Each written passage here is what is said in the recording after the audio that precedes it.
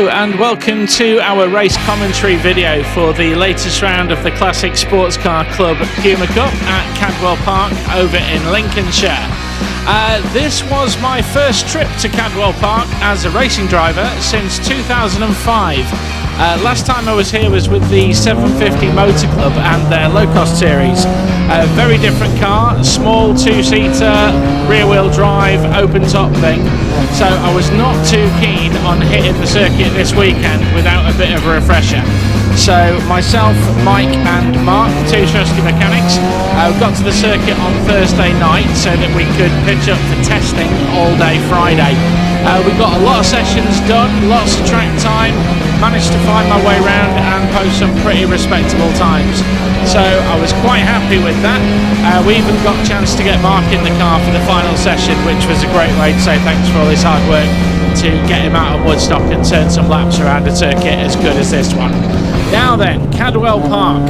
We are entering what we call the park side of the circuit right now, which is very fast, very flowing, lots of open, wide corners. And then the second half of the circuit is very tight and twisty, which has earned the circuit the nickname the Mini Nürburgring. You'll see why when we get there. Now then, after the success of Donington Park, hopes were high. We've not done anything on the car in terms of changing it, but we do have a cool new feature for these videos. We now have live race radio recording, and yeah, every now and again it'll interject and sound a little bit like this. Testicles, 1, 2, testicles.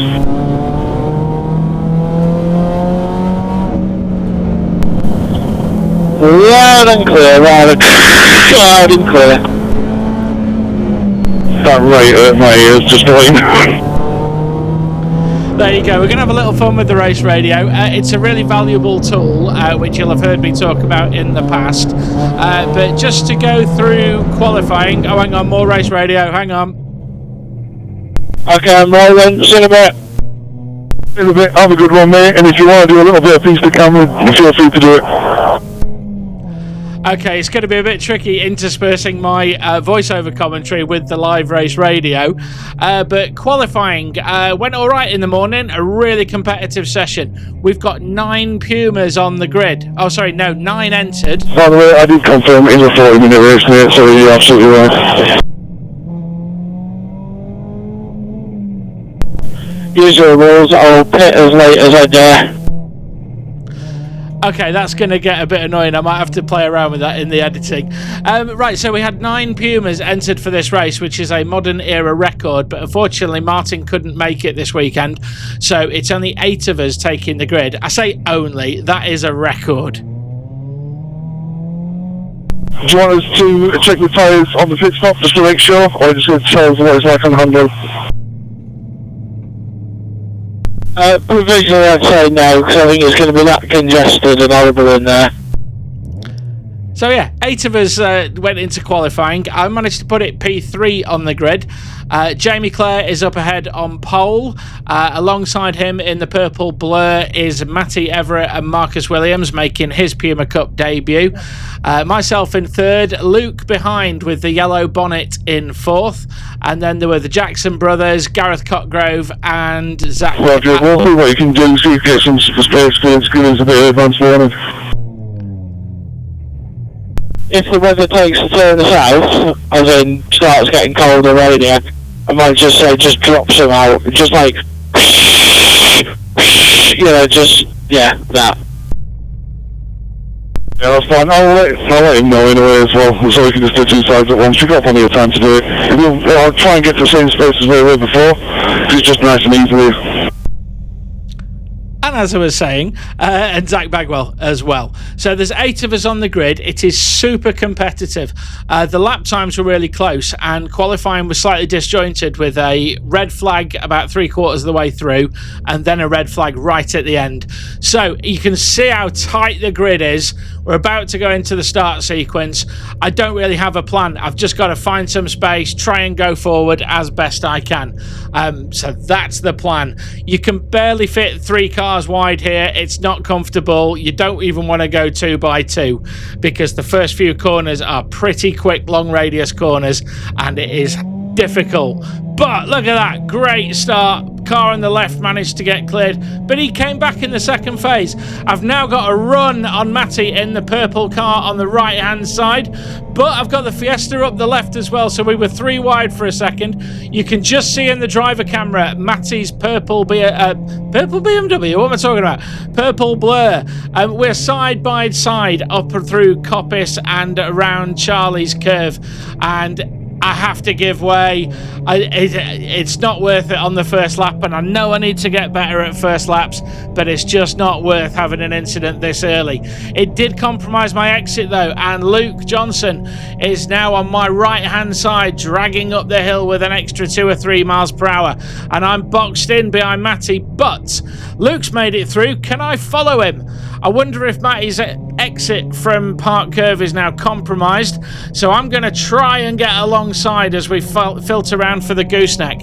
Now the gooseneck is a really fast 4th gear right hand left hand chicane which drops away, and we're not going 2x2 through there, so we settle into single file, drop down the hill before a hard stop at Mansfield Corner. So the race is kind of settled now, as far as settling can go anyway. We're all single file and we're heading from the park side of the circuit into the woodland. Now look how bumpy it gets here under braking for the left-hander before the mountain. And the mountain is aptly called. Look at that. It is a heck of a gradient. And I got a bit squirrely on the outside. Now we're at the top of the hill going into the Hall bends. These are really fast. Right, left, right, left, right. And the camber goes with the circuit, but there's gradient up and down as well before we drop to 3rd gear for the hairpin. 1 corner left on the lap. This is it. This is called Barn Corner, and we want to get a really good exit here because it is a long drag down the hill across the start line to start lap 2, and you can see the Honda in the rearview mirror. They've got much more power than we do, so I don't want him to overtake, but there's not a great deal I can do about it. And he manages to squeeze up the inside at Coppice. It doesn't affect me too much, and he's now about to go for the move on Matty. Watch this here, watch this. Oh, kicks a bit of dust up. Matty has to take avoiding action and move left a little bit, which has compromised his exit, and he's now flying down the back straight, but I've got a run on him, and the Honda pulls in front of Matty, which is not good for him because the Pumas are really good on the brakes, and it's more than likely going to make things tight and congested around here. And you can see Matty's on my left hand side. We're now side by side coming round Chris Curve, and we've got to get up to the gooseneck, and we know that you can't go 2x2 through there. Matty knows it as well, and sensibly, and I say that respectfully, sensibly moves out of it. He's having the same thoughts as I did on lap 1. It's not worth it at this stage in the race. So now I've got past Matty, I'm in P3, and my eyes are now forward to Luke Johnson. Luke in the blue and yellow Puma with the old BTCC Rapid Fit livery on it. Looks fantastic, that car. So we're heading up the mountain now, and Luke is 2 cars ahead of me. I think, is it 2 cars? Yeah, we've got the, Luke managed to get ahead of the Fiesta there. So we've got a Honda and a Fiesta between me and Luke. And look how much we close up on them through the Hall bends. The Pumas are so good around this part of the circuit. Tight and twisty where it's all about handling and you don't really need the power. We managed to close up on them quite a lot. But they've got the power to stretch away down the hill, and I need them to get ahead of Luke, or I need to get ahead of them myself, which is highly unlikely. Just to let you know, Luke Johnson is doing 51.2s and Jamie is doing 50.7s. You're in 3rd.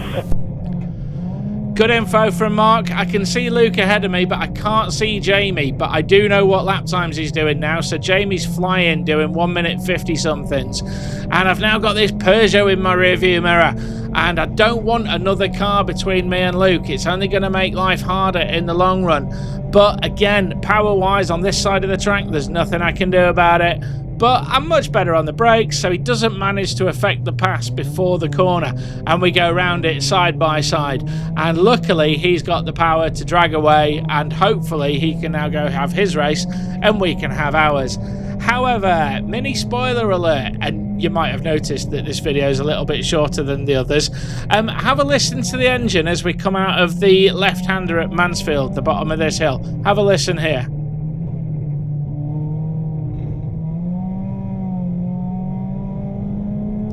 Did you hear that? How the revs picked up when I accelerated and then bogged down and then went again.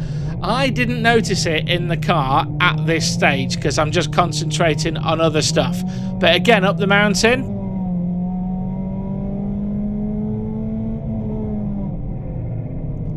yeah, something's not quite right. I'd not noticed. The lap timer in the middle of the dashboard, you can see the red lights. All that tells me is that I'm slower relative to my fastest lap of the day, which was done in qualifying. I'm not surprised that I'm slower than I was in qualifying because we're still getting into the groove of things. We're still getting things up to temperature. But I've got a clear lap ahead of me. I've got space. Everything's up to temp, so I should be going for a lap time right now. However,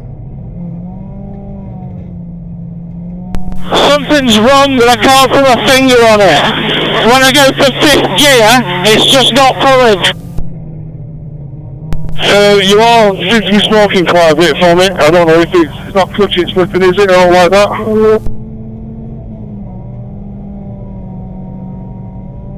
Yeah, I'm thinking clutch.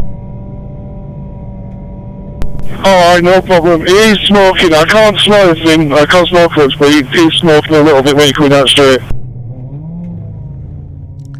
okay, so I'm thinking clutch. It feels like the clutch. It sounds like the clutch. But Mark was saying that he could see smoke as I passed him down the start line. And you might have noticed just at Park Corner then it got really squirrely, like left and right on the steering wheel, trying to stay straight line. So something's up. Temperatures are reading good in the car. The car's braking fine, but you can just hear that in the engine. And I didn't really know what to think. This hasn't happened for a long time. The first time actually we tested the Puma at Mallory Park, we did about 3 laps and the clutch went.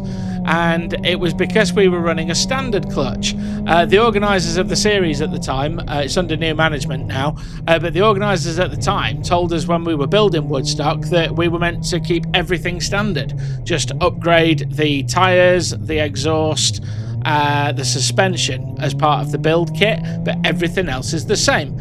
It turns out everything else is not the same. You have to put an uprated clutch in to cope with the extra torque from having the sticky tyres and such like.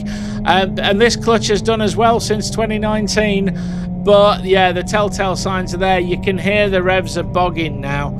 And everyone's driving, well, the cars in front have driven away from me. If you look in the rear view mirror, the rear camera, sorry, you can just see the little white dot, which I think is Neil Jackson, on the horizon. So here on the back straight where we need all the power, I'm just not getting the drive off the corner.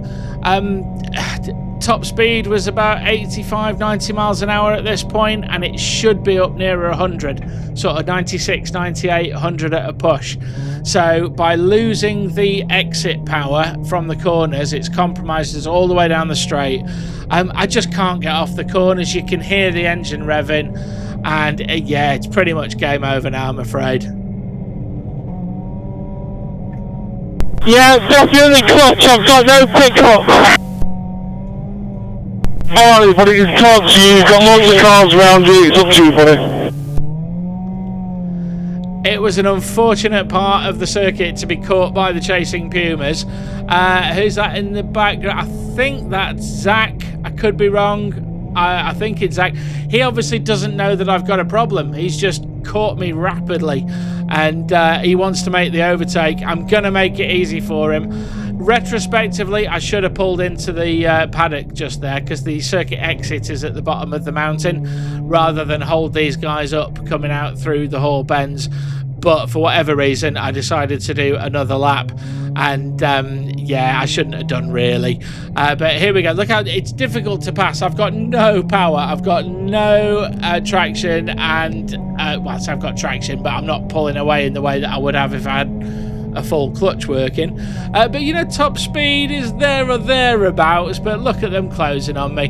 Here comes, I don't know who it is, one of the Pumas round the outside of Coppice. I think that's Neil. It might not be, apologies if it's not. Oh no, here's Neil behind now, so it's Zach, and is that Gareth maybe? Possibly, I don't know, but yeah, there goes one of them, there goes the second one, and yeah, we're done now, aren't we? I think it's over, boys, I'm sorry. Don't worry about it, mate, don't worry about it. Just keep nice and safe, just bring it in, just take it straight into Paddock. I'll just bring it down here. Now, the thing about Cadwell is the pit entrance is not the exit to the circuit. You might have heard me mention a minute ago about the mountain. The pit straight at Cadwell is on the infield, and there's no way to cross the circuit. There's no tunnels or bridges. There goes Matty as well. Just stay out of the way, let him go. He's having a great race. Look at him flying. Yeah, I'm bringing it into the paddock, it's over. Alright, no problem, buddy. Just keep your speed up getting up the hill if you can, because otherwise you'll be stuck on there. So Mike and Mark are now stuck in the pits. They can't cross the circuit and get back to the paddock until after the race. So I just checked the rearview mirror, made sure there's nobody there because I'm going to be going a lot slower than they're expecting. Mark was saying to keep the speed up because of this little bit. We exit the circuit, but we still got to go up the mountain, and if the clutch is gone, it could be a mission, but we make it to the top okay. Quick wave to Neil and Toby in the mountain grandstand. I'm shouting at them, the clutch is gone, like they could hear me. Obviously no chance.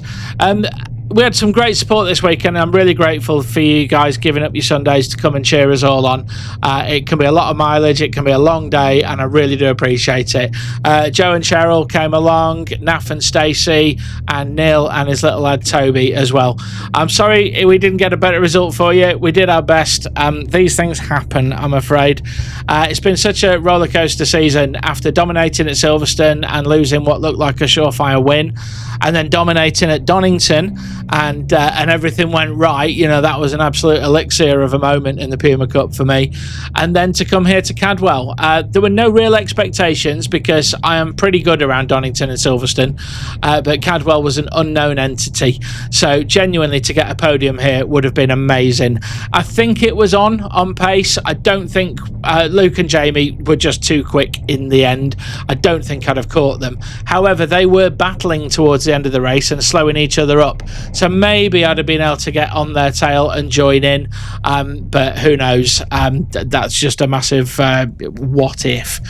Now, I don't normally put this bit of the video in, but I thought I would this time because it's raw, and you know, there's two sides of motorsport. This is just sheer disappointment. It's incredibly lonely right now because Mark and Mike are stuck down in the pits. The supporters that have come to cheer us on that I mentioned a minute ago, they don't know what's happened. You know, they're dotted around the track wondering why hasn't John come round.